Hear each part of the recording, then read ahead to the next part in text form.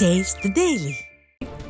விழுப்புரம் மாவட்டம் இருவேல்பட்டு கிராமத்தில் திமுக அமைச்சர் பொன்முடி, அவரது மகன் கௌதம சிகாமணி மற்றும் மாவட்ட ஆட்சியர் உள்ளிட்ட அரசு அதிகாரிகள் மீது அப்பகுதி மக்கள் சேற்றை வீசியிருக்கின்றனர்.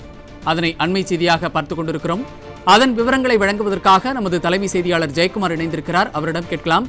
ஜெயக்குமார், வணக்கம். பொதுமக்கள் எதற்காக இவர்கள் மீது சேற்றை வாரி வீசினார்கள்? காரணம் என்ன? விவரங்கள்.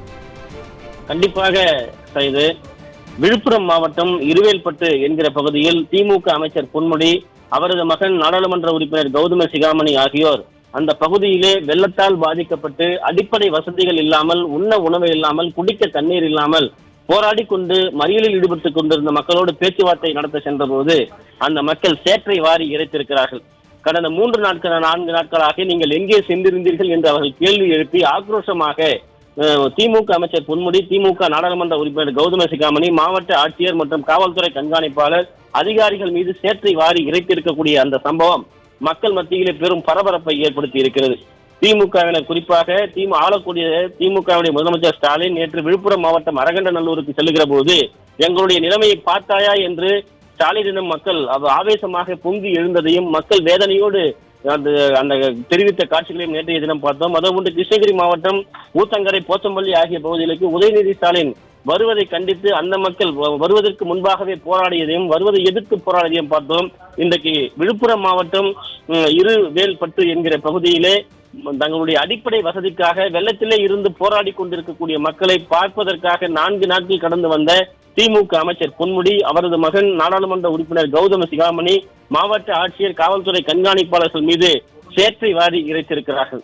மக்கள் எந்த அளவிற்கு கொதித்து போயிருக்கிறார்கள். ஆளக்கூடிய திமுக அரசு மக்களுக்கு என்ன செய்திருக்கிறது என்று மக்கள் ஆவேசத்தோடு பொங்கி எழுந்திருக்கிறார்கள். இவ்வளவு மழையையும் இவ்வளவு தண்ணீரையும் வருவதை கண்டு பார்ப்பதற்காக இன்று 4 நாட்கள் கடந்து வந்திருக்கிறீர்களா என்று மக்கள் ஆவேசத்தோடு அந்த இருக்கக்கூடிய சேற்றில் தான் நாங்கள் நின்று கொண்டிருக்கிறோம், இந்த சகதியில் தான் நாங்கள் 4 நாட்களாக கிடக்கிறோம், நீங்கள் எங்கே போயிருந்தீர்கள், தற்போது எதற்காக வருகிறீர்கள் என்று சேற்றை வாரி இறைத்திருக்கிறார்கள்.